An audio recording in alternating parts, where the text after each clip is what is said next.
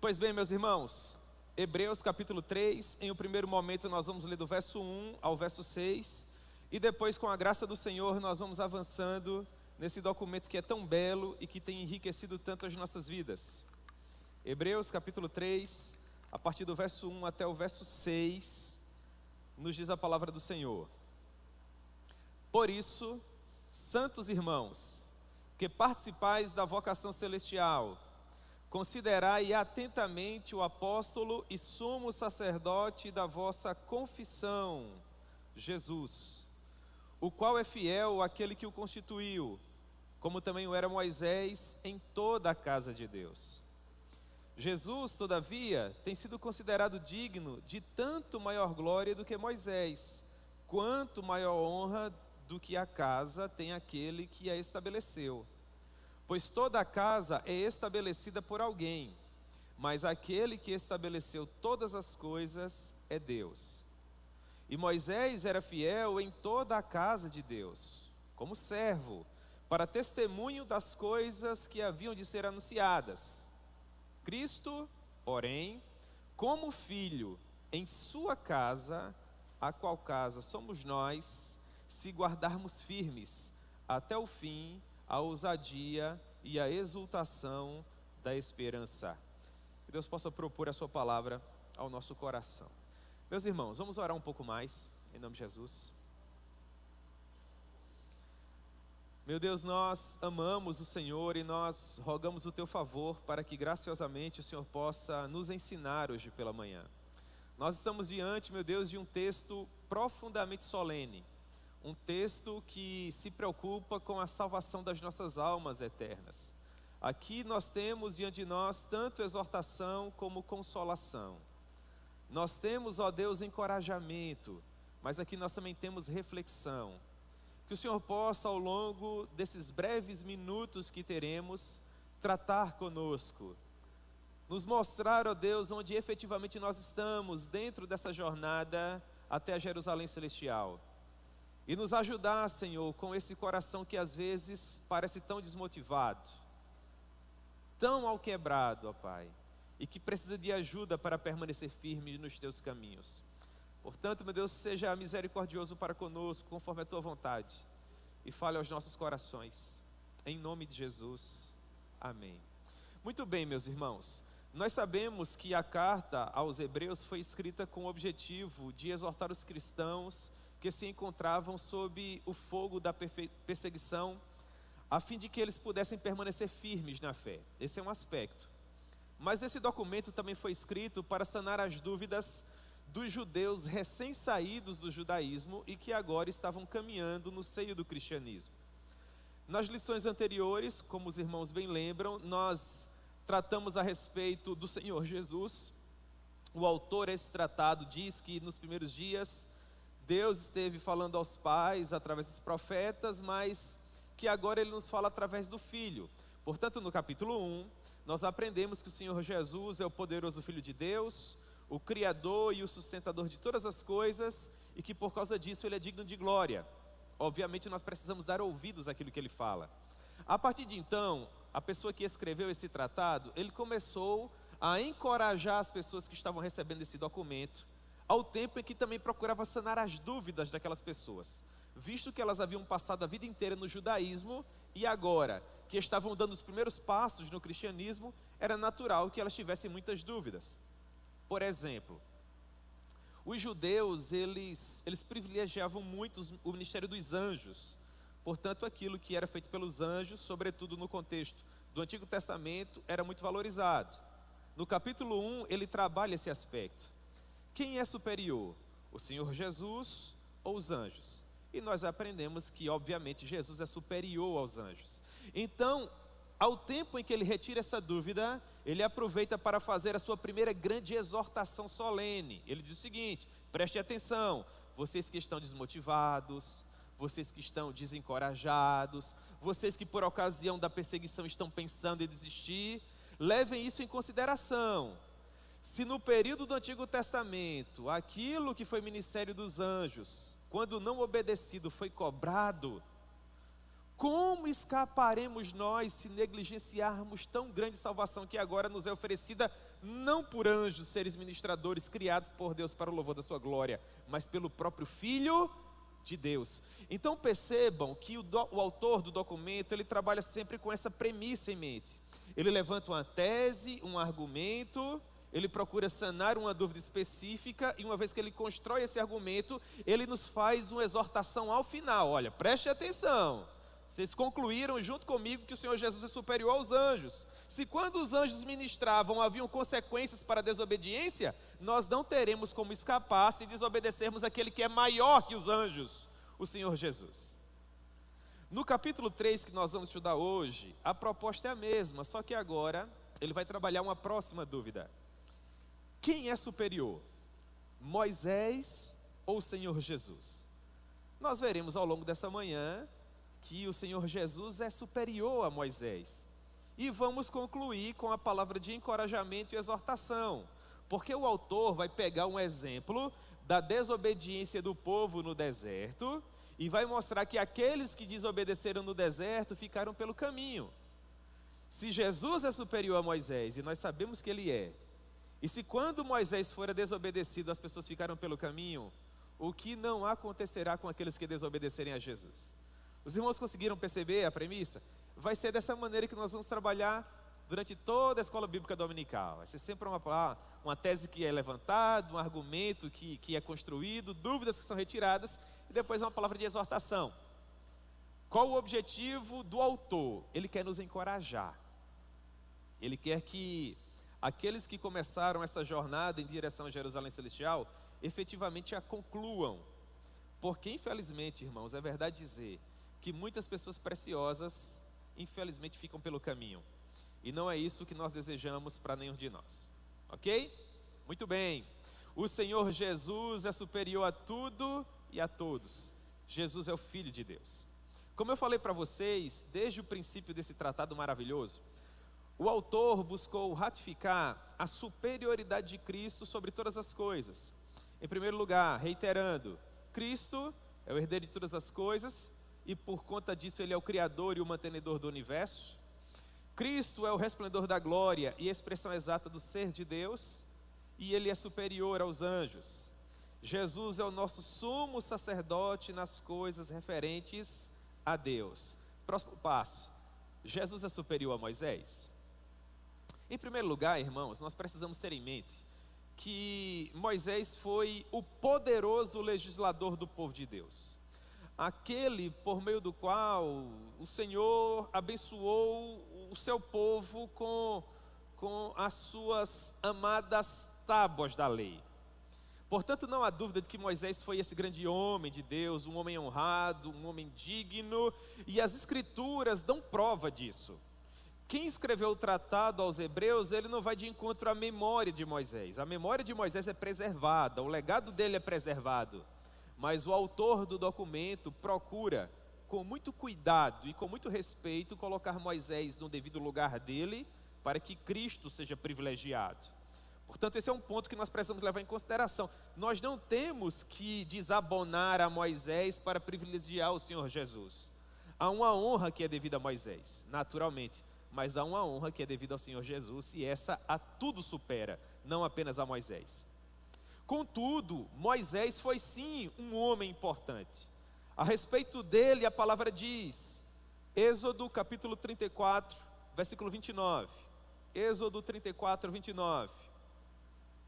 Quando desceu Moisés do Monte Sinai, tendo nas mãos as duas tábuas do testemunho, sim, quando desceu do monte, não sabia Moisés que a pele do seu rosto resplandecia. Percebam, irmãos, é um ministério precioso, sim ou não? Você consegue imaginar a pele da face de um homem resplandecendo a glória de Deus? Arão e os demais filhos de Israel, quando perceberam aquilo, eles temeram se aproximar de Moisés. Portanto, aqui nós temos um exemplo de fato de uma grande experiência que esse homem viveu. Moisés era um homem de Deus. A respeito de Moisés, o próprio Deus diz o seguinte, Números capítulo 12, versículo 6. Números 12, 6. Então disse, palavra do Senhor, ouvi agora as minhas palavras, Se entre vós há profeta, eu, o Senhor, em visão, a ele me faço conhecer, ou falo com ele em sonhos. Deus está dizendo, há profeta entre vocês, e eu, o Senhor, tenho me manifestado a ele, ou a eles, para que eles, por sua vez, se manifestem a vocês. E agora ele vai especificar, ele vai dizer no verso 7, Números 12, 7, não é assim com o meu servo Moisés, que é fiel em toda a minha casa. Irmãos, é uma afirmação muito nobre. Deus está dizendo que Moisés é um homem fiel. Deus não está dizendo que Moisés é um homem incorrupto, não. Moisés possuía suas corrupções. Moisés era pecador, mas dentro das suas limitações ele procurava ser fiel em tudo e em todas as coisas. Palavras do Senhor, ele é fiel em toda a minha casa. Ele procura santificar todas as áreas da sua vida. Moisés é um homem que tem caminhado comigo. Ele diz, Números 12, 8, boca a boca falo com ele, claramente e não por enigmas, pois ele vê a forma do Senhor. Ele possui intimidade comigo. É uma coisa preciosa. Portanto, Moisés foi esse homem que caminhou ao longo da sua vida com Deus, que foi fiel até o final da sua jornada, e Deus fez questão de construir um legado para Moisés, uma mensagem final pela qual ele seria conhecido. E essa mensagem se encontra no Deuteronômio, capítulo 34, a partir do versículo 10. Em Deuteronômio nós temos uma repetição das leis, e na porção final nós temos como aconteceu a morte de Moisés, e o que aconteceu após a sua morte. Mas por ocasião da morte desse homem de Deus, acerca dele o Senhor disse assim, Deuteronômio capítulo 34, verso 10. Nunca mais se levantou em Israel profeta algum como Moisés. Meus irmãos, ele está colocando dentro desse pacote aqui, homens da estirpe de Elias, de Eliseu, profetas poderosíssimos no cenário histórico-cultural do Antigo Testamento. Mas o próprio Deus diz assim, nunca mais se levantou em Israel profeta algum como Moisés, com quem o Senhor houvesse tratado face a face, no tocante a todos os sinais e maravilhas que por mando do Senhor fez na terra do Egito, a Faraó, a todos os seus oficiais e a toda a sua terra, e no tocante a todas as obras de sua poderosa mão, e aos grandes e aos terríveis feitos que operou Moisés à vista de todo o Israel. Era dessa forma que Moisés era conhecido por seu povo, como um poderoso homem de Deus a quem o Senhor se manifestava intimamente, face a face. Há uma passagem no Saltério, inclusive, que fala muito ao meu coração e que curiosamente se encaixa perfeitamente ao que nós estamos construindo aqui. É o Salmo 103, 7. Se você fizer uma leitura apressada do Saltério, às vezes algumas informações que são preciosas podem correr o risco de passar desapercebidas. Mas se você fizer uma leitura cuidadosa, muita informação preciosa permanecerá no seu coração. E no Salmo 103, 7 nós temos uma informação que é preciosa, onde o Senhor diz assim: manifestou os seus caminhos a Moisés, e os seus feitos, ou seus prodígios, aos filhos de Israel. O que é que o salmista está nos dizendo aqui? Que Moisés era alguém que se assentava na sala dos projetos. Moisés era alguém que conhecia os bastidores. Quando Deus queria fazer algo, ele manifestava os seus caminhos a Moisés. Qual era o seu plano, quais eram os seus projetos. Enquanto que a massa via apenas o estardalhar dos fogos, a coisa quando já estava acontecendo, quando o projeto já estava em andamento. Moisés não, Moisés tinha intimidade, Moisés estava nos bastidores. Como isso é precioso, irmãos. Há pessoas que ousam ter uma vida mais íntima com Deus. Há pessoas que preferem ter um contato maior com Ele, e a essas pessoas é revelado coisas que são preciosíssimas. E isso é tão profundamente bíblico, irmãos, e tão belo. Perceba, Evangelho de João, capítulo 17, palavras do Todo-Poderoso, ele diz: e aquele que me amar, será amado por meu Pai, e eu também o amarei e me manifestarei a Ele. Portanto, não significa dizer que haverá uma revelação especial para essas pessoas, mas significa dizer que elas terão uma intimidade tal com o Senhor, que olharão para os mesmos textos sagrados que nós olhamos diuturnamente, e conseguirão enxergar coisas que nós não conseguimos, e viver experiências sobrenaturais tão fantásticas que nós nem mesmo ousamos sonhar. Pessoas a quem Deus tem manifestado os seus caminhos. Esse deve ser também um desejo do nosso coração. Pergunta: por causa de tudo isso, seria Moisés superior a Jesus? Ora, é claro que ele não é. Jesus é incomparavelmente superior a Moisés e a quem quer que seja. E o objetivo desse capítulo é nos ensinar justamente isso. Nós olhamos para o verso 1 e temos assim: por isso, leia-se, pela maneira com que Cristo, sendo nosso sumo sacerdote, aquele que ofereceu um sacrifício perfeito e eficaz ao Pai, sacrifício este suficiente para perdoar os nossos pecados, pelo fato de Jesus ser o Filho de Deus, a expressão exata do seu ser, o Criador e o mantenedor de todas as coisas, aquele que sustenta todas as coisas por meio da palavra que pertence a Ele. E eu poderia passar toda a manhã falando das prerrogativas de Cristo aqui. Por tudo isso, irmãos, Jesus é superior a Moisés. É claro que é.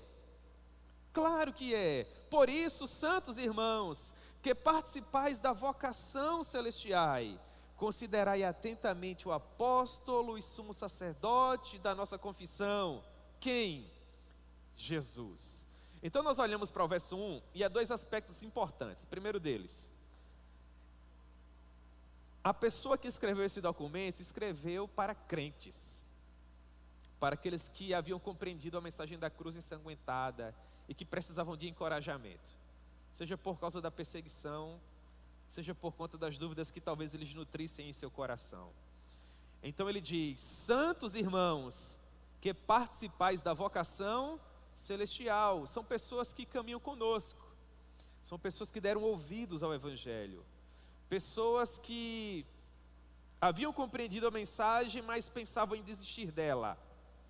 Pessoas que até estavam começando muito bem, ou que haviam começado muito bem, mas que corriam risco de ficar pelo caminho. Santos irmãos, sim, vocês que participam da vocação celestial, vocês que compreenderam a palavra, vocês que têm caminhado com o Senhor, considerem atentamente o apóstolo e sumo sacerdote da nossa confissão.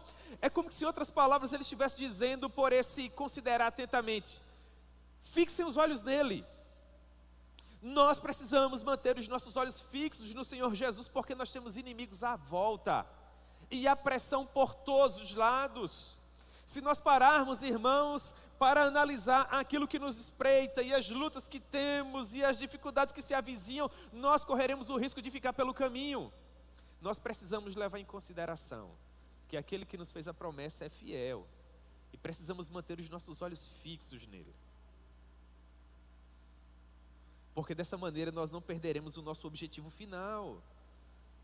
Essa expressão, considerar atentamente, catanoel, ela tem a ver com ter em Jesus a razão de ser da nossa vida, o motivo pelo qual nós existimos, aquilo que faz o nosso coração pulsar. Um exemplo, na minha maneira de ver, precioso a respeito de alguém que fixou os olhos em Jesus e triunfou, é do Estevão. Vocês lembram do Estevão, de Atos capítulo 7? Pregador poderosíssimo, grande homem de Deus, diácono da igreja. Pelo fato da sua evidência, pelo fato da maneira tão apaixonada com que ele servia ao Senhor, ele se tornou um grande mártir, primeiro, tão poderosamente retratado no livro de Atos. E a Bíblia diz que na porção final da sua jornada em direção a Jerusalém Celestial, quando os seus algozes estavam por assassiná-lo, através de uma morte terrível, ele morreu por apedrejamento. No ponto alto daquele suplício, daquele flagelo atroz, ele põe os olhos nos céus. E o que ele diz é fascinante. Cheio do Espírito Santo, Estevão fitou os olhos no céu e ele viu a glória de Deus e Jesus que estava à sua direita. E ele disse para que aquela multidão ruivosa pudesse ouvir: eis que vejo os céus abertos e eu vejo o Filho do Homem. Em outras palavras, pode apedrejar. Isso é extraordinário. Irmãos, o mesmo acontece ao longo de toda a nossa maravilhosa história, inclusive acontece nos dias atuais. Por que é que os nossos missionários que estão nas regiões mais inóspitas da terra, onde se eles forem descobertos como missionários, em um átimo de segundo eles serão assassinados? O que faz com que essas pessoas permaneçam ali, mesmo com o risco da própria vida e da família e de tudo mais que eles amam? Essas pessoas viram a glória de Deus. E isso é suficiente, elas não querem se desviar desse objetivo. O mesmo aconteceu com o profeta Isaías, vocês lembram? Isaías capítulo 6, a grande apoteose da vida de Isaías, o momento mais alto da existência dele. Ele diz que estava com o Senhor e as bases do limiar do templo se moveram e a glória do Senhor encheu aquele cenáculo e agora ele se apercebia na presença de Deus. E quando ele finalmente teve aquela experiência extraordinária, o Senhor fez uma pergunta, não necessariamente a Isaías, mas que ele fez questão de responder. O Senhor perguntou assim: a quem enviarei? E quem há de ir por nós?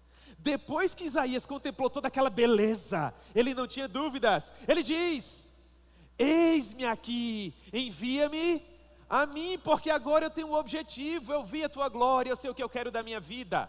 O autor desse documento está dizendo a mesma coisa para nós. Nós seremos pressionados, as pessoas haverão de nos atacar, de nos injuriar, de nos difamar, nos perseguir, elas vão tentar, quem sabe, até nos matar. Mas se nós, irmãos, fixarmos os nossos olhos nessa glória que nos aguarda no final, nós não nos desviaremos do nosso objetivo. Nós precisamos, nesses dias difíceis que estamos vivendo, considerar atentamente o apóstolo e sumo sacerdote da nossa confissão, porque o próprio Jesus viveu. Você lembra de Hebreus? Parece que Hebreus capítulo 12.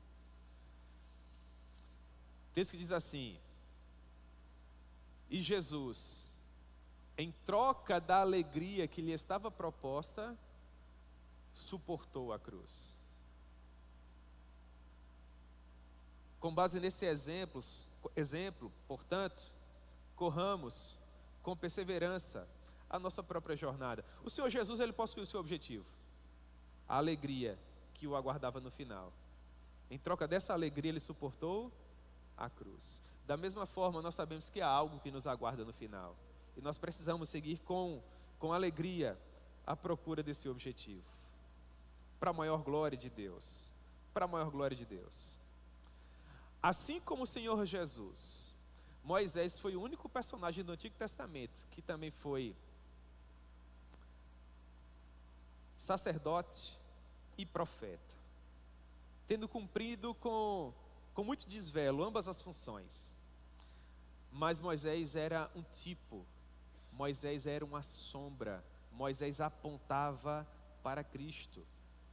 Um homem que, tendo recebido do Senhor dons e talentos para fazer a obra do seu amado rei, foi fiel em tudo aquilo que lhe foi confiado. É a próxima afirmação, perceba. Ele diz no verso 2: o qual é fiel àquele que o constituiu.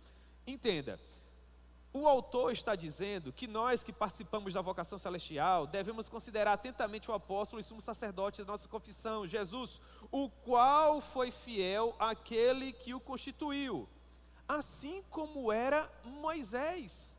Moisés era um homem fiel. O autor em nenhum momento está querendo desacreditar a vida ou o ministério de Moisés, mas ele ao mesmo tempo está querendo que nós olhemos com olhos genuínos para aquele que de fato importa, que é o Senhor Jesus, porque Moisés era um tipo, Moisés era uma sombra. O que significa? Moisés era um personagem do Antigo Testamento que apontava para Jesus, para que com base nesse apontamento nós tivéssemos melhores condições de compreender Jesus. Se Moisés era fiel, Jesus muito mais, como também o era Moisés em toda a casa de Deus.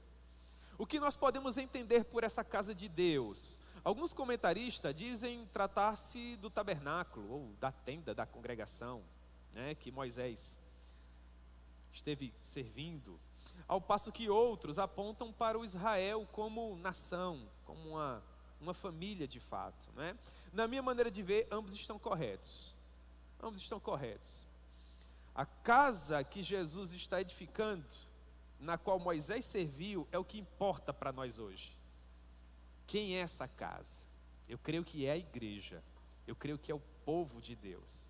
E eu creio que tanto Moisés como Jesus foram fiéis servindo a essa casa. Mas que naturalmente Jesus é infinitamente superior a Moisés. Portanto, perceba, versículo 3. Jesus, todavia, tem sido considerado digno de tanto maior glória do que Moisés, quanto maior honra do que a casa tem aquele que a estabeleceu. Os judeus, eles privilegiavam muito Moisés, porque foi através do ministério de Moisés que eles receberam a lei. E toda a fundamentação do antigo tabernáculo, que era aquela tenda, onde a glória de Deus se manifestava. E Moisés recebia glória e honra por causa disso. Contudo, quem escreveu esse texto está dizendo que Jesus, todavia, deve ser considerado digno de maior glória do que o próprio Moisés.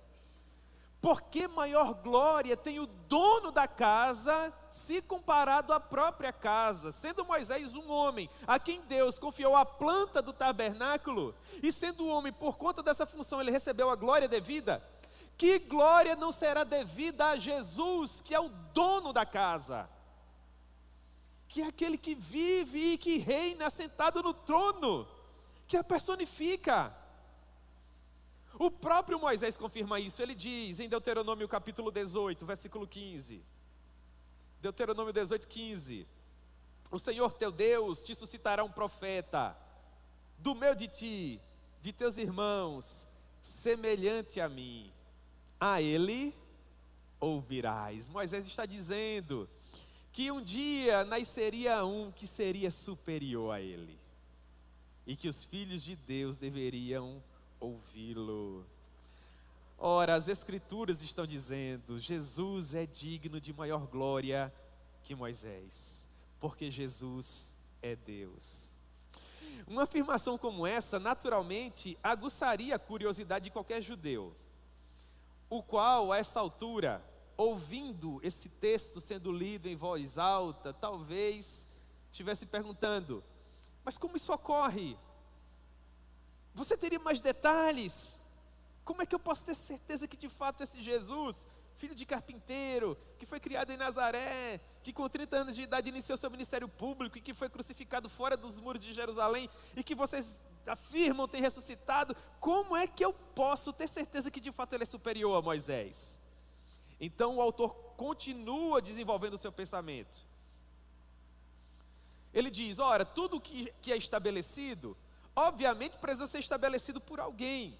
Portanto, maior é aquele que estabelece. Ele diz assim no verso 4, pois toda casa é estabelecida por alguém, mas aquele que estabeleceu todas as coisas é Deus. Ora, o fato é que a fidelidade de Moisés não está sendo colocada em xeque. Não é isso que o autor está discutindo aqui. Todavia, a sublime verdade é que Moisés foi fiel na qualidade de servo ao dono daquela casa. Ele diz no verso 5, na porção inicial, e Moisés era fiel em toda a casa de Deus. Moisés era um servo fiel na casa, ele era um mordomo fiel, mas o Senhor Jesus é o dono da casa, ele é aquele que ordena a Moisés. O ministério de Moisés nunca esteve em conflito com Cristo, porque Moisés sempre apontou para aquele que era maior do que ele, esse sim todo poderoso. Portanto, ele funciona como um tipo do Senhor. ele aponta para Jesus e com o seu ministério ele diz: vocês estão olhando para mim? Vocês estão me vendo com as minhas prerrogativas? Esse Jesus é maior que eu. Se eu servir bem como sacerdote, ele é perfeito.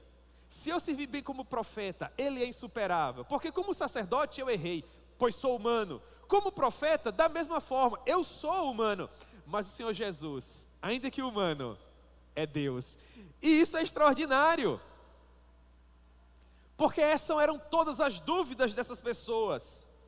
Parte delas trabalhadas no domingo anterior. Como é possível que um homem, ao mesmo tempo, seja Deus? E como ele consegue ser perfeito em todas as coisas? Como isso acontece? Como funciona? Portanto, Hebreus é extraordinário. É sensacional. Moisés era fiel em toda a casa de Deus, verso 5, como servo para testemunho das coisas que haviam de ser anunciadas. Ora, não foram essas, né, as suas palavras? O Senhor teu Deus levantará do meio de vós um profeta semelhante a mim, e a ele vocês ouvirão. É a respeito desse profeta que estamos tratando aqui. Que foi dito assim: havendo Deus outrora falado muitas vezes e de muitas maneiras aos pais pelos profetas, nesses últimos dias nos falou pelo Filho. Perceba, aquilo que foi profetizado por Moisés: do meio de vós o Senhor vosso Deus vos levantará um profeta, e a ele vocês ouvirão. O autor ao tratado aos Hebreus agora está dizendo: aquilo que outrora foi dito por Moisés se cumpriu em nossos dias. Nesses últimos dias, o Senhor tem nos falado pelo Filho, a quem constituiu o herdeiro de todas as coisas. Ele é o dono da casa, Ele é o Senhor da igreja, porque Ele é o resplendor da glória e a expressão exata do ser de Deus. Cristo é o Senhor da casa onde Moisés serviu. Verso 6, Cristo, porém, como Filho em sua casa, a qual somos nós. Aqui os amilenistas vibram, né, irmãos? É um texto clássico do amilenismo, né? A igreja como o novo Israel. Cristo, porém, como Filho em sua casa, a qual casa somos nós, vírgula, se guardarmos firme até o fim a ousadia e a exultação da esperança. É maravilhosa a maneira como esse homem escreve. O nosso coração fica exultante e cheio de júbilo. Nós compreendemos e nós concordamos, é verdade, Jesus é superior a Moisés, glória a Deus, Ele é o nosso Rei, Ele é o nosso Messias, louvado seja o nome do Senhor, uma alegria. Aí vem o verso 6 e ele diz: todavia isso é verdade se você permanecer firme até o fim. Aqui nós temos uma palavra de exortação: se guardarmos firmes até o fim, a ousadia e a exultação da esperança. Você tem ideia do que significa uma afirmação como essa para um judeu que recebia esse documento há cerca de 2000 anos atrás? No caso, eu tenho que permanecer nesse Jesus, o Messias, e eu não posso me desviar do caminho que Ele me propôs por meio do seu sangue. Sim, é verdade, você precisa permanecer com Ele e não se desviar do caminho que lhe foi proposto através do seu próprio sangue. Qual seria a próxima pergunta? Como eu posso fazer isso? Como eu posso permanecer firme nele? Qual o risco de não permanecer firme nele? Não é? Vamos lá, vamos ler a partir do verso 7. A partir do verso 7 diz assim: assim pois, como diz o Espírito Santo, hoje se ouvirdes a sua voz, não endureçais o vosso coração, como foi na provocação, no dia da tentação no deserto, onde os vossos pais me tentaram, pondo-me à prova, e viram as minhas obras por 40 anos. Por isso me indignei contra essa geração e disse: estes sempre erram no coração, eles também não conheceram os meus caminhos. Assim jurei na minha ira, não entrarão no meu descanso. Tende cuidado, irmãos, jamais aconteça haver em qualquer de vós perverso coração de incredulidade, que vos afaste do Deus vivo. Pelo contrário, exortai-vos mutuamente cada dia durante o tempo que se chama hoje, a fim de que nenhum de vós seja endurecido pelo engano do pecado. porque nos temos tornado participantes de Cristo, se de fato guardarmos firmes até o fim a confiança que desde o princípio tivemos, enquanto se diz: hoje, se ouvirdes a sua voz, não endureçais o vosso coração, como foi na provocação. Ora, quais os que, tendo ouvido, se rebelaram? Não foram de fato todos os que saíram do Egito por intermédio de Moisés? E contra quem se indignou por 40 anos? Não foi contra os que pecaram, cujos cadáveres caíram no deserto? Perceba, Cristo, porém, como filho em sua casa, a qual casa somos nós, se guardarmos firmes até o fim a ousadia e a exultação da esperança. E agora, irmãos, ele vai dizer o que pode acontecer com aqueles que não perseverarem até o fim. A ideia é, do verso 1 ao verso 6, Cristo é superior a Moisés, porque Cristo é o Filho de Deus. As pessoas que receberam essa carta naquela época estavam pensando em desistir, então agora ele aproveita que todos concordam que Jesus é superior a Moisés para trazer uma exortação. Ele diz: se Moisés, quando desobedecido, acarretou consequências aos que desobedeceram, aos que não perseveraram, imagine o que pode acontecer àqueles que não obedeceram a Cristo, que de fato é maior que Moisés, por ser o próprio Deus. É isso que ele vai nos ensinar agora. E nós precisamos ter uma atenção solene aqui, porque isso tem a ver com a nossa realidade, isso tem a ver com as nossas almas eternas.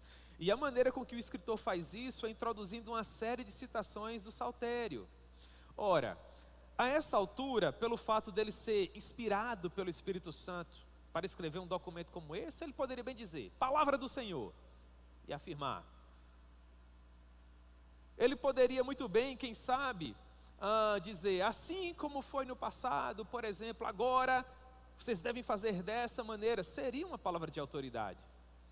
Mas a construção que ele escolhe, irmãos, é muito solene. Traz uma autoridade poderosíssima. Ele diz assim, verso 7, a porção inicial: assim, pois, como diz quem, irmãos? Como diz? Então cale-se toda a terra, porque Deus vai falar. Você percebe como é solene? Ele constrói um argumento do verso 1 ao verso 6, e a pergunta retórica é: como eu posso ter certeza que isso é verdade? Você me disse que eu tenho que gastar toda a minha vida perseguindo esse caminho que me foi entregue pelo Senhor Jesus, eu não posso me desviar dele. Como eu posso fazer o meu coração descansar na certeza que no final eu não vou dar com a cara na parede? Que não haverá apenas frustração me aguardando no final. Então o autor diz, pode confiar, porque assim diz o Espírito Santo: se hoje ouvirdes a minha voz, não endureçam o vosso coração, assim como foi em Meribá. Meribá foi aquela discussão a respeito da água. O povo acabou de sair do Egito, o povo estava sedento, estiolado, Moisés pressionado, então há toda aquela contenda, nos tirou do Egito e agora vai nos deixar morrer de sede aqui. Êxodo capítulo 17, vai lá, coitado de Moisés, fere a rocha, e aí, irmãos, a coisa desanda. Não endureçais o coração como em Meribá, como no dia de Massá. Massá foi outra contenda entre o povo e o Senhor, porque em Massá foi o retorno dos espias. Deus manda os espias para espiar a terra de Canaã, e parte deles, 10 na verdade, voltam e acabam com o ânimo do povo. Não endureçam o coração como foi em Massá, quando vossos pais me tentaram, pondo-me à prova. Sabe quantas vezes o povo se levantou contra o Senhor? 10 vezes, naquela peregrinação no deserto. E ele diz, não obstante terem visto as minhas obras por 40 anos. Como isso é sério, irmãos? Perceba, os eventos descritos aqui no Salmo 95, que é o texto que o autor está citando, aconteceram muito antes do salmista escrever.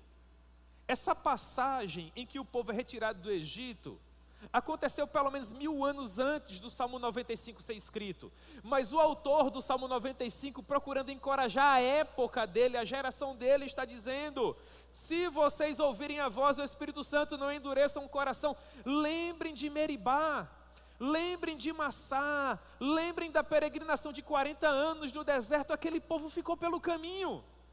1000 anos depois, era o exemplo que o autor do Salmo 95 estava usando. Do Salmo 95 para Hebreus capítulo 3, quanto tempo se passa? Pelo menos 2000 anos. O que perfaz cerca de 3000 anos, pouco mais, pouco menos. E a proposta é a mesma: não endureçam o vosso coração. Assim, meus irmãos, essas mesmas palavras podem ser aplicadas a nós cerca de 2000 anos depois da escrita aos Hebreus. Percebam quantos milênios não se passaram. Um povo que caminhou por 40 anos com o Senhor no deserto, que era protegido pela coluna de nuvem durante o dia, e que era aquecido pela coluna de fogo durante a noite, que comeu maná, o pão do céu, e que tinha carne todos os dias através do milagre das codornizes. Esse povo, irmãos, no final da sua jornada, ouviu assim. Números capítulo 14, versículo 21. Números 14, 21. Porém, tão certo como eu vivo, e como toda a terra se encherá da glória do Senhor, nenhum dos homens que, tendo visto a minha glória e os prodígios que fiz no Egito e no deserto, e todavia me puseram à prova já quantas vezes? 10 vezes, e não obedeceram a minha voz, diz o Senhor. Números 14, 23. Nenhum deles, irmãos, isso é muito grave, é muito sério, é muito solene. Nenhum deles verá a terra que com juramento prometi a seus pais. Sim, nenhum daqueles haverá. Então o autor desse documento está dizendo o seguinte: nós precisamos desse momento olhar para o passado. Vocês estão ouvindo a voz do Espírito Santo? Vocês creem que o Senhor Jesus tem falado nesses últimos dias, que Ele é a expressão exata do ser de Deus, o Criador e o sustentador de todas as coisas, que Ele é superior aos anjos, que Ele é superior a Moisés? Vocês têm ouvido essa voz? Concordam com ela? Portanto, não endureçam o vosso coração, deem ouvidos a Ele. Se hoje vocês estiverem ouvindo a voz do Senhor, é como se Ele dissesse: eu vos imploro, não endureçais o vosso coração. Porque a semelhança daquele povo, nós também estamos no deserto com o Senhor, irmãos, nesse grande torrão chamado planeta Terra, sendo pressionados, inimigos estão à espreita. Nós podemos ter escassez de pão, nós podemos ter escassez de água, nós podemos ter problemas relacionados às finanças, nós podemos ter problemas relacionados à doença, nós podemos ter problemas relacionados à perseguição. São muitas as possibilidades, mas tudo que nós não podemos permitir, em hipótese alguma, é nos deixar ficar pelo caminho, começarmos a murmurar e a nos entristecer com o Senhor, olhando para as lutas do tempo presente e falando acerca, assim como aquele povo no deserto: nos tirastes do Egito, e o Egito para nós seria uma vida de pecado, em uma visão simbólica. Nos tirastes do Egito, e agora não reúnes as ferramentas necessárias para nos colocar na terra que nos prometestes. É isso que nós falamos para Deus quando acontece algum problema e nós começamos a murmurar. A murmuração é uma atitude rebelde do nosso coração que diz para Deus que Ele não tem poder coisa nenhuma, que Ele não é onisciente coisa nenhuma, que Ele não é onipresente coisa nenhuma. Porque quando você está com um problema e por meio da angústia do seu coração você diz: e onde é que tu estás que não vê o que acontece comigo? Nas entrelinhas, meu irmão, você questiona a onisciência dEle. Se tu sabe todas as coisas, por que não sabes o que se passa no meu coração para curá-lo? Quando você questiona a respeito da presença de Deus: onde tu estás enquanto isso me acontece? Nas entrelinhas da sua indagação, você questiona a sua onipresença. Se tu estás em todo lugar por ser Deus, por que não estás comigo para me livrar da minha angústia? E nós o tentamos e nós o provocamos. Esse povo fez isso por 10 vezes, dentro do exemplo de Moisés. Eles ficaram de fora. Eu olho para a minha vida e me pergunto quantas vezes eu questionei. Quantas vezes eu, como criatura, tentei colocar em xeque a fidelidade dele, que é Deus, em relação a mim. É muita audácia, não é, irmãos? Portanto, se hoje nós ouvirmos a voz do Senhor, que o nosso coração não venha a ser endurecido, como foi na tentação no deserto. Que Deus não permita isso, irmãos. Que nós possamos descansar na certeza de que aquele que nos tirou do Egito do pecado, pode nos colocar na Canaã celestial. Ele é fiel e Ele o fará, para a glória do nome dEle. Verso 12, tende cuidado, irmãos, jamais aconteça haver em qualquer de vós perverso coração de incredulidade, que vos afaste do Deus vivo. Nas entrelinhas é como se Ele estivesse dizendo, tende cuidado, vocês estão vendo, se aconteceu com eles, infelizmente pode acontecer com vocês. Nós estamos em peregrinação, nós estamos em direção a Jerusalém Celestial, nós estamos nesse relacionamento com Deus. Há quantos anos você tem caminhado? Esse povo caminhou 40 anos, até agora eu caminhei, meus amados irmãos, cerca de 23 anos, vou completar agora em novembro, né? E você caminhou quanto tempo, meu irmão? Caminhou quanto tempo? Não fique pelo caminho, em nome de Jesus. Que Deus nos conceda a graça de permanecermos com Ele e seguros nele até o fim. Que Deus guarde o nosso coração. Que Deus nos livre de todos os desafios dessa peregrinação. O nosso Josué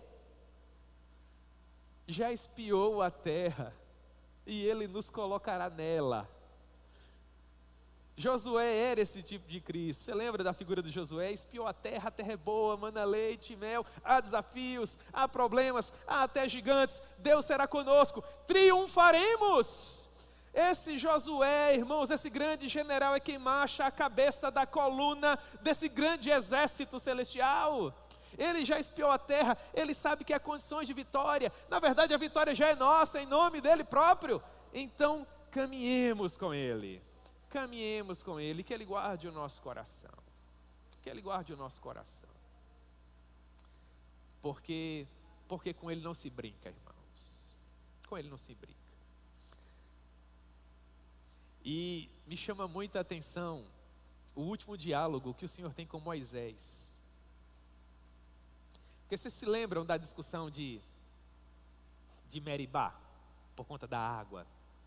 Moisés, afligido por milhares de pessoas, recebe ordens para falar à rocha.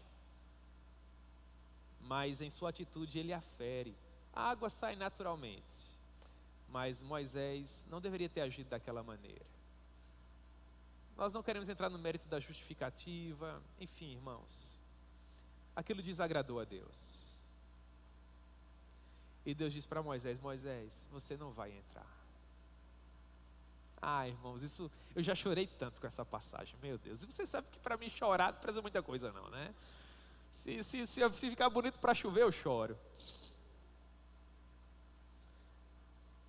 Quando eles chegam à fronteira, irmãos, do Val do Jordão, Moisés sobe ao monte, sozinho, irmãos, e vai conversar com Deus.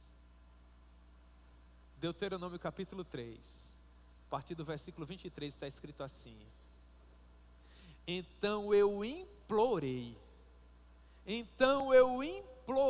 ao Senhor dizendo, ó Senhor Deus, passastes a mostrar ao teu servo a tua grandeza e a tua poderosa mão, porque que Deus há nos céus ou na terra que possa fazer segundo as tuas obras e segundo os teus poderosos feitos?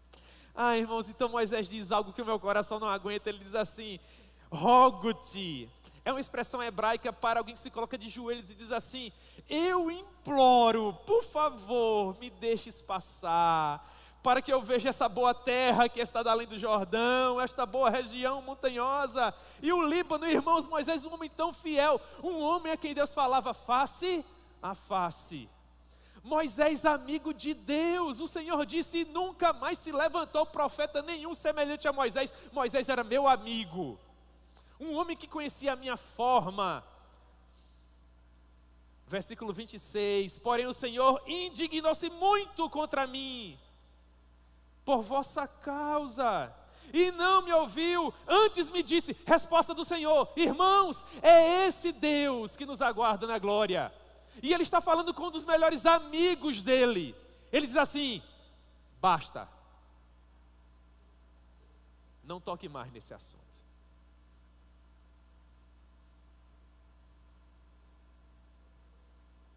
Você vai subir ao cimo do Pisga, Moisés. Você vai levantar os seus olhos para o norte e para o sul. Você vai contemplar essa terra com seus olhos, mas você não vai pisar nela. Você tem ideia de como essa palavra de exortação é solene? Não significa dizer com isso, irmãos, e vocês sabem disso muito bem, que Moisés perdeu a salvação. Mas é um desperdício de alegria.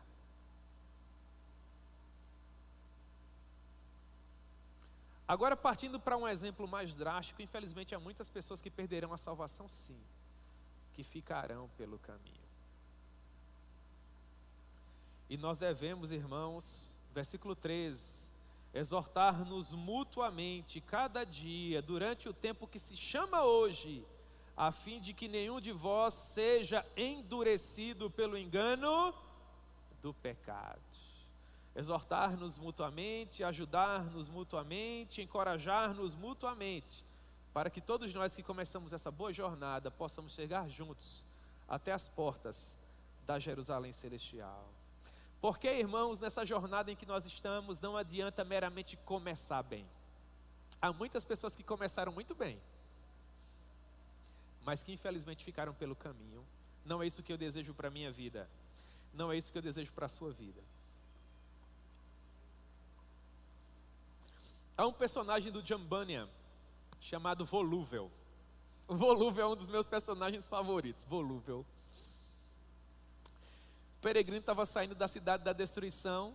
Ele havia recebido o convite de evangelista, já tinha enxergado a porta estreita e estava correndo em direção a ela. Quando ele está prestes a sair da cidade, quem é que ele encontra? Volúvel. Volúvel ficou todo animado, falou assim, eu vou com você. E em determinado momento da jornada, Volúvel olhava para Cristão e dizia, vamos mais rápido, eu estou ansioso, eu estou doido para chegar lá. Quantas aventuras, quantas experiências, um lugar prazível, extraordinário. Cristão não podia ir tão rápido porque ele levava o fardo do pecado às costas, né? Só quando ele colocou os olhos na cruz foi que o fardo caiu. Primeiro desafio da jornada, irmãos, o pântano do desânimo. Tanto o Cristão quanto o Volúvel caíram no pântano do desânimo. Ambos saíram.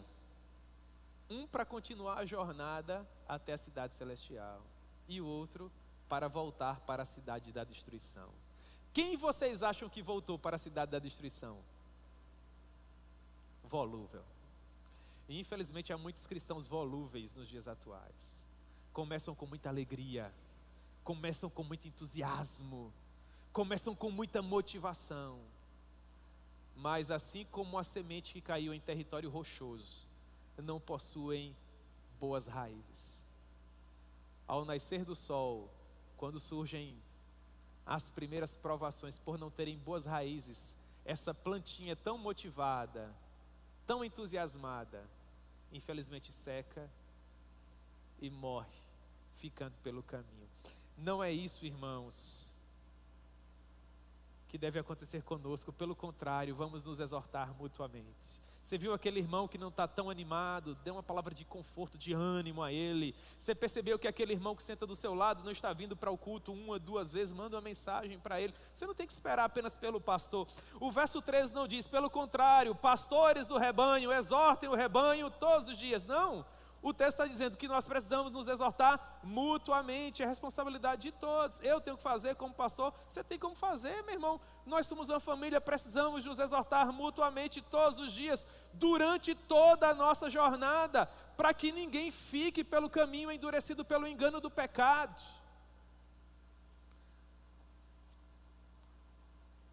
Porque nos temos, versículo 14, tornados participantes de Cristo, se de fato guardarmos firmes até o fim a confiança que desde o princípio tivemos. Você percebe que ele está repetindo o que falou no versículo 6? Verso 6 ele diz assim: Cristo, porém, como filho em sua casa, a qual somos nós, somos casa de Deus, se guardarmos firmes até o fim. Verso 14, porque nos temos tornados participantes de Cristo, ou seja, somos sua casa, somos o seu povo, se de fato guardarmos firmes até o fim, a confiança que desde o princípio tivemos. Nós somos cristãos reformados, acreditamos na perseverança dos santos. Nós acreditamos que aquele que nos chamou no princípio haverá de nos manter seguros até o final. Nós acreditamos que não somos nós que seguramos na mão de Deus, mas é Deus que em Cristo segura em nossas mãos. Mas para que você tenha essa segurança, você precisa ser salvo. E aquele que é salvo, esse permanece até o fim. Eu creio que infelizmente aqueles que ficam pelo caminho nunca efetivamente provaram do dom celestial. Eles podem até ter aprendido o evangelho intelectualmente, eles podem ter vivido experiências pelo fato de terem acompanhado o corpo de Cristo por algum período sobre a face da terra, mas nunca de fato nascerem de novo. Sabe por quê, irmãos? Porque na minha maneira de ver, e essa é a teologia que eu amo e adoto, é impossível você colocar os olhos naquela cruz e não ser completamente transformado por ela.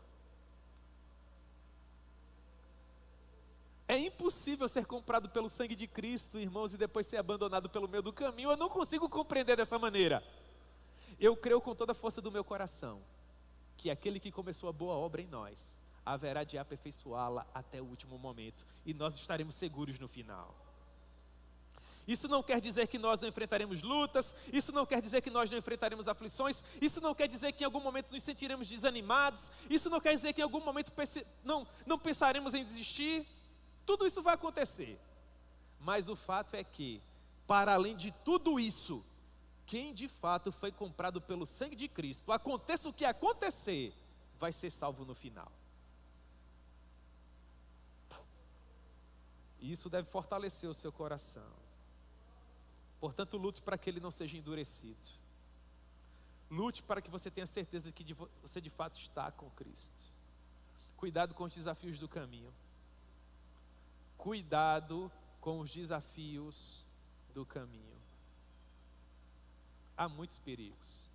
Aqui nessa passagem o autor está tratando falta de ânimo, falta de motivação, a desistência em virtude da perseguição. Esse é um aspecto, é um espectro do problema. Mas há outros, a soberba, a altivez, ao orgulho. Quantas pessoas não chegam numa comunidade como essa quebradas, desesperadas, e são transformadas pelo Evangelho?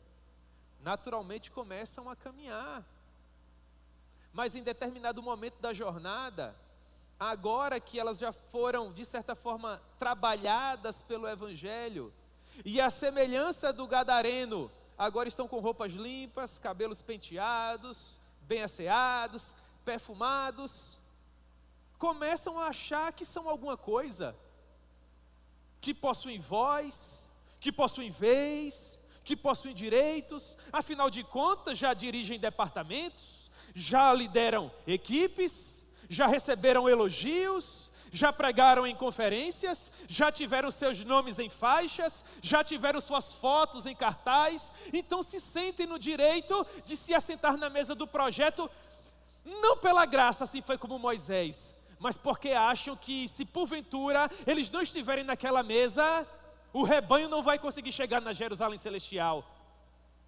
Meu irmão, guarda o seu coração.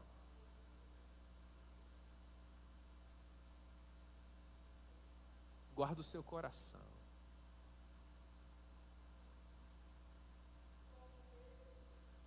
A pior coisa que pode acontecer com você é você achar em determinado momento da sua vida que você é alguém, que Deus depende de você. Você talvez não diga isso com palavras, mas você pode estar dizendo com seu coração, quando você é insubmisso, quando você não reconhece qual é o seu lugar na economia do reino, quando por conta da sua experiência ou daquilo que Deus deu a você, você se sente no direito de questionar as pessoas que Deus levantou para cuidar da sua alma eterna. Todo mundo aqui precisa se dobrar, irmãos, porque só há um sumo sacerdote, bispo das nossas almas, é Jesus. A exceção dele, todo mundo é ovelha.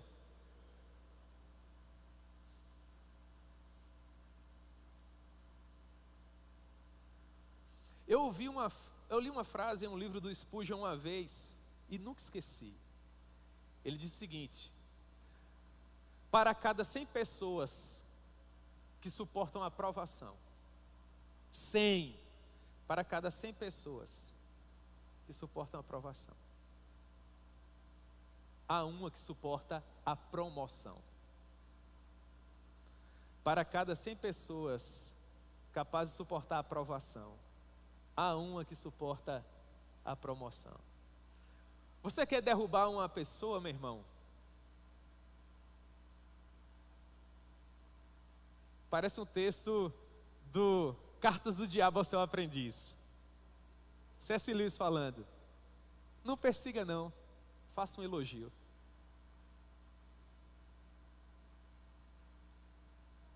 O elogio tem matado muito mais pessoas que o fogo da perseguição. Porque o elogio faz com que você ache que você permanece vivo, quando na verdade você está morto. Quem de fato sabe o que ele é na economia do reino, quem de fato compreende o que é graça, todos os dias dobra o seu joelho e diz para Deus, não apenas com seus lábios, mas com a sua vida: Senhor, por favor, encontre algo que eu, saco de vermes que sou, possa fazer. Conceda-me algo, Senhor, um motivo pelo qual viver. Porque de mim mesmo eu não tenho absolutamente nada. Guarde o seu coração, meu irmão. Guarde o seu coração, eu imploro a você, para que você não fique pelo caminho, por conta não da dureza da jornada, mas por conta da dureza do seu coração. Tenha um coração de servo. Venha para servir, para a glória de Deus. Para a glória de Deus. Como é que essa história termina? Para nós orarmos. Verso 18: e contra quem jurou que não entrariam no seu descanso, senão contra os que foram desobedientes. Vemos, pois, que não puderam entrar por causa da incredulidade. Por causa da incredulidade. Meus irmãos, há muitas pessoas que não querem mais caminhar com o Senhor Jesus porque pensam que isso seria perder a vida. Não sabem eles que perderam as suas vidas no momento que deixaram de caminhar com o Senhor. Infelizmente não vão conseguir entrar nesse descanso, porque foram desobedientes. Porque foram incrédulos. Não desista de acreditar. Guarde o seu coração. Você está desmotivado, meu irmão? Caminhe um pouco mais. Você está triste? Caminhe um pouco mais. Eu tenho essa conversa com os alunos do seminário quase que todo o período. 2, 3, 4 aparecem, né? Ah, pastor, eu estou pensando em desistir. Nós estamos ainda no começo do período, mês de março, mês de abril, vai até junho. Meu Deus do céu, como é que eu vou conseguir sobreviver até junho? Eu não estou aguentando nem agora. Eu geralmente dou o mesmo conselho: meu irmão, você não tem que sobreviver até junho, você tem que sobreviver agora. E é hoje, quarta-feira, por exemplo, quarta-feira à noite. Vamos ver se essa quarta-feira, amanhã vai ser um novo dia. Seu coração amanhã pode estar melhor, Deus pode fazer um milagre, coisas extraordinárias podem acontecer. Meus irmãos, eu entendo que esse é um profundo conceito bíblico. Basta a cada dia o seu próprio mal. Você não tem que estar desesperado com o que vai acontecer amanhã. Vamos primeiro viver o hoje, né? Vamos planejar, é óbvio, vamos nos preparar, é óbvio, mas o amanhã está a cargo de Deus, Ele o fará. Ele o fará. Vamos proteger o nosso coração agora, em nome de Jesus, guarde o seu coração. Se hoje você ouviu a voz do Senhor, guarde o seu coração. 3 aplicações e nós vamos orar. A primeira delas: Cristo é superior a Moisés, nós sabemos disso. Portanto, nós precisamos considerá-lo atentamente como apóstolo e como sumo sacerdote da nossa alma. Precisamos colocar os nossos olhos nele e não nos desviarmos desse objetivo solene. A nossa grande missão é chegar no céu. Essa é a nossa missão, irmãos. Segundo, os filhos de Israel viram as maravilhas do Senhor por 40 anos e ainda assim ficaram de fora de Canaã. Não permita que isso aconteça.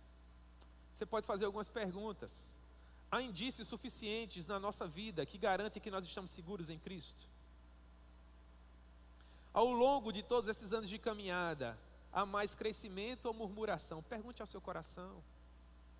E em terceiro lugar, que o Senhor nos conceda forças para chegarmos juntos até o final. Que Ele jamais permita que após tantos anos de caminhada, nós venhamos a ficar pelo caminho, irmãos. Se começar é bom, terminar é melhor. Então, em nome de Jesus, vamos nos encorajar, vamos nos auxiliar mutuamente e vamos guardar o nosso coração. Vamos ter cuidado com a falta de ânimo, mas vamos ter cuidado com o orgulho.